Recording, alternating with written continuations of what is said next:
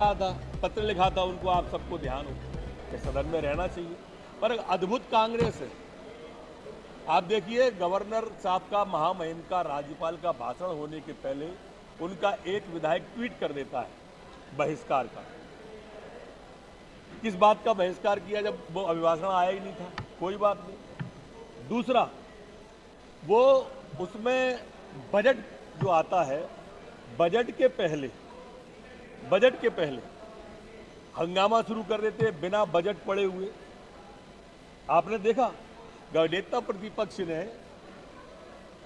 बाहर से सीएम का भाषण सुना ही नहीं और कह दिया मैं झूठ सुनने क्यों जाऊं।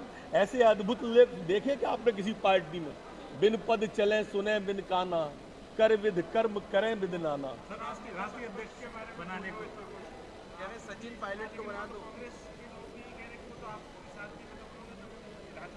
अब तो आज तो नेता प्रतिपक्ष पे कांग्रेस के लोगों ने उंगली उठा दी, उनके निर्णय को चैलेंज कर रहे थे वो। ये अच्छा नहीं है भाई, आपका आंतरिक मामला है, विधानसभा का उपयोग क्यों कर रहे हो? सर, राष्ट्रीय अध्यक्ष बनाने को लेकर भी मांग उठी है कमलनाथ। राष्ट्रीय अध्यक्ष बने सचिन पायलट। अरे ये मांग फांग उठती रहेंगी, कौन बनाएगा उनको बेचारे? मैंने कार्यवाही प्रारंभ होते समय बताया था कि माननीय नेता प्रतिपक्ष जी से संवाद हुआ, चीफ विप माननीय गोविंद सिंह जी से संवाद हुआ और आम राय ये बनी कि बजट को पास करके सत्रावसान करना है।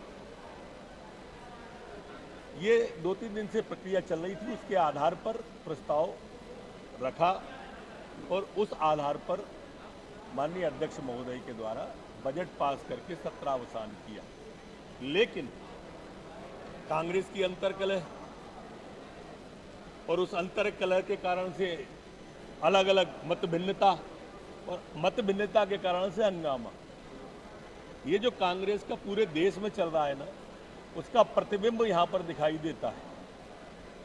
अब जैसे कांग्रेस के लोग हैं, माननीय सोनिया जी बोली कि उत्तर प्रदेश में मेरे कारण हारी और इस्तीफा बोले प्रदेश अध्यक्ष देंगे, जिम्मेदारी खुद लेंगे और इस्तीफा प्रदेश अध्यक्ष देंगे। मैंने कहा एक बार था कि खराबी इंजन में और डिब्बे बदले जाते हैं। ये बड़ी विसंगत कांग्रेस की है और वही कमोबेश यहाँ है कि जितने लोगों ने विरोध किया है या आपके सामने आके करेंगे, ये सीधा सीधा कमलनाथ जी के नेतृत्व पर उंगली उठाएंगे। सरकार बीजेपी है, ललकार बीजेपी की।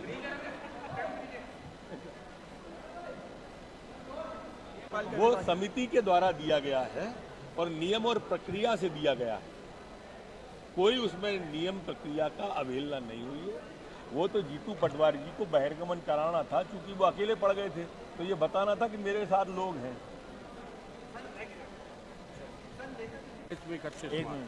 प्रमाण जो नरोत्तम मिश्रा और शिवराज चौहान ने कमलनाथ जी पे आरोप लगाए हैं कि कमलनाथ जी ने हमें कहा कि सदन नहीं चलेगा, ये कमलनाथ जी की चिट्ठी है जो स्पीकर को लिखी गई कि ये सदन एक सप्ताह बढ़ाया जाए, क्योंकि जनहित के तमाम सारे मुद्दों पे विपक्ष के कांग्रेस के विधायकों ने अच्छी तैयारी की है।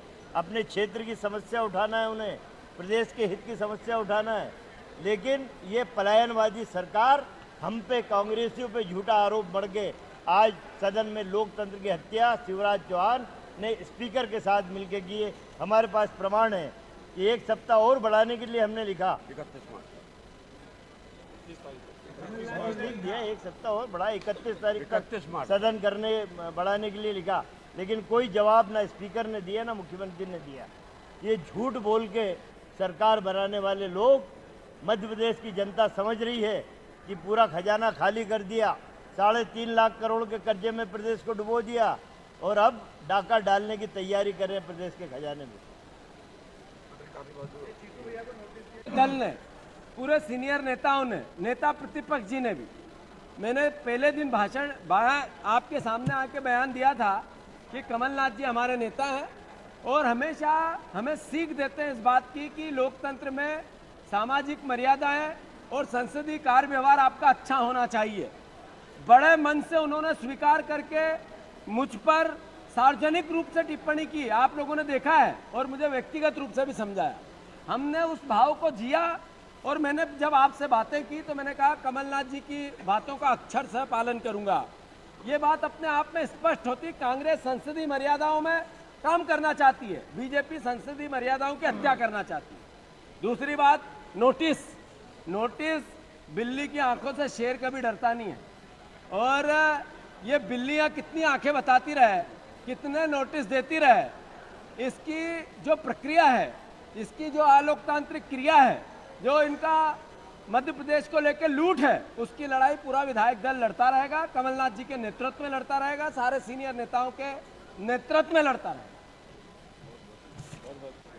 अभी आदरणीय सज्जन वर्मा जी ने स्पष्ट किया कि सदन सरकार चलाना नहीं चाहती और सदन में गलत बयानी करना, और वो भी संसदीय कार्य मंत्री, अपने आप में गुनाह है, अपराध है। कमलनाथ जी ने चिट्ठी लिखी और सदन एक सप्ताह बढ़ाने की मांग की, इसलिए की कि विधायकों की बात आए, सारे विधायक अपने प्रश्नों के उत्तर लें और विधायक अपनी अपनी बात कहें। वो सत्ता पक्ष के भी कहे, विपक्ष के भी कहे, ताकत होती है विधायकों की सदन।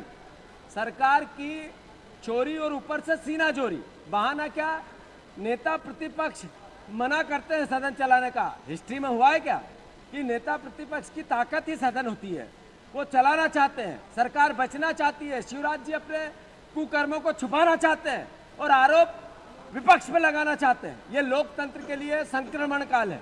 ये कमलनाथ जी की चिट्ठी, मैं मानता हूं अपने आप में गवाह है इनके झूठ का, पाखंड का और इनकी अलोकतांत्रिक प्रक्रिया का। जहां तक प्रश्न है मेरे नोटिस का,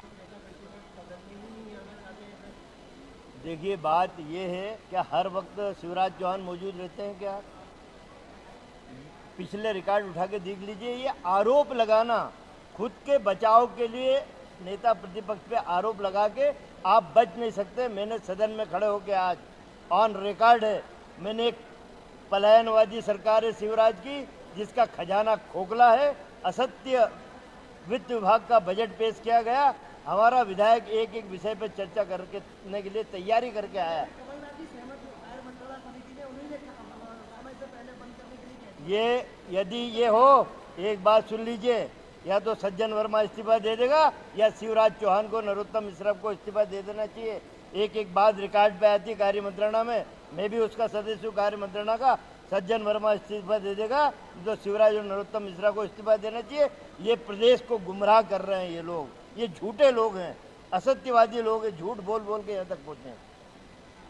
की सत्र जो चलता उसमें प्रश्न थे प्रदेश की जनता के विकास के लिए, प्रदेश के विकास के लिए कई समस्या जनता की थी, वो सत्र में पूछे गए प्रश्न ध्यानाकर्षण में सरकार का ध्यान आकर्षित करने के लिए थे। लेकिन सरकार ने सत्र से पलायन करके आज ही सत्र को स्थगित अनिश्चितकाल के लिए कर दिया। सरकार बजट पे भी चर्चा कराना नहीं चाहती थी, दोष कांग्रेस के मत्थे मरने का था। जीतू पटवारी जी का प्रकरण में भी गलत तरीके से उन्होंने जो नोटिस दिया है, तो नोटिस का विधानसभा अध्यक्ष जी या विधानसभा सचिवालय को किसी प्रकार का अधिकार नहीं था। सदन से बाहर की कार्रवाई थी। इस तरीके से भारतीय जनता पार्टी की शिवराज की सरकार जी, शिवराज सिंह जी की सरकार ने आज पलायन कराए। मैं इस पलायन के कारण प्रदेश में जनता का जो विकास उत्पादक बनी भारतीय जनता पार्टी, इन जनता के बीच जाकर बीजेपी सरकार को इसका जवाब देना पड़ेगा। मेरा एक अहम विषय था, खरगोन विधानसभा क्षेत्र में हजारों करोड़ की परियोजनाएं चल रही, आदिवासी क्षेत्र में कुछ जमीनें छूट गई, जिनकी सिंचाई के लिए, जिनके विकास के लिए, जिन खेतों में पानी पहुंचाने के लिए प्रश्न था, घुमा फिरा के विभाग के अधिकारी और मंत्रियों ने उसका जवाब दिया है।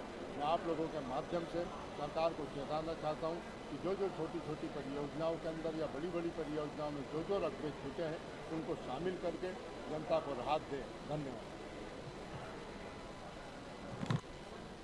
जब इन्होंने वो पूरी कार्यसूची ले आए तो ध्यानाकर्षण के जो आए थे उस पर तो चर्चा करा लेते। अब जो ध्यानाकर्षण था वो वन विभाग का, 2007 से यही वन मंत्री ने भूमि पूजन किया, 15 साल में बिल्डिंग नहीं बनी, 50 करोड़ से 150 करोड़ पहुंच गई। और टूरिज्म विभाग कोई कंस्ट्रक्शन डिपार्टमेंट नहीं है, उससे कराएगा। इसमें लंबा भ्रष्टाचार है, इसको उजागर कर रहे थे हम, लेकिन वो करने नहीं दिया। दूसरा, मुख्यमंत्री तो एक तरफ पेड़ लगाते हैं, लेकिन अब्दुल्लागंज गोहरगंज में 2 करोड़ के पेड़ जला दिए और आपके ही एक साथी पत्रकार उसको जो वहाँ पे उसके लिए गया था कवरेज के लिए, उसके खिलाफ लगा दिया कि तुमने आग लगाई, उसको जेल भेज दिया। शाहिद करके पत्रकार है। ये धांधली चल रही है इस वन विभाग के अंदर और जो बिल्डिंग बन रही है वो गिर रही है यहाँ पर अर्जुन नगर के पास, और जो वहाँ के अर्जुन नगर के लोग हैं उनकी जो मैदान है उस पर कब्जा करना चाहता है वन विभाग। इसका हमारा ध्यान आकर्षण था। इन सब चीज़ों को हम लेके आने वाले थे लेकिन ये मामले उठे नहीं।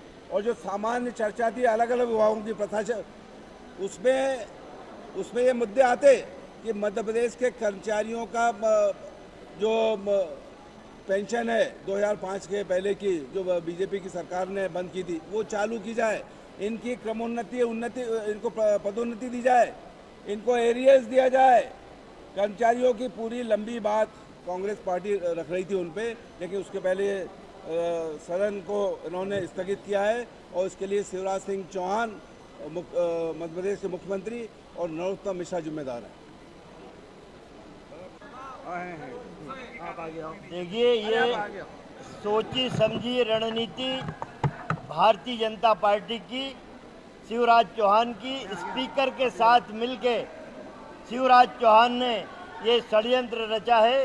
लोकतंत्र के इस पवित्र मंदिर में आज लोकतंत्र की हत्या हुई है। एक एक विधायक तैयारी करके आया था हमारी कांग्रेस पार्टी का, हर विषय पे डिबेट होना थी, लेकिन स्पीकर ने एक बात भी सदस्यों की नहीं सुनी और हम पे आरोप लगाया जा रहा है कि मैं आपको इस मंच के माध्यम से कह रहा हूँ, मीडिया के मंच से, जरूरत पड़ी तो स्पीकर के खिलाफ हम अविश्वास प्रस्ताव लाएंगे।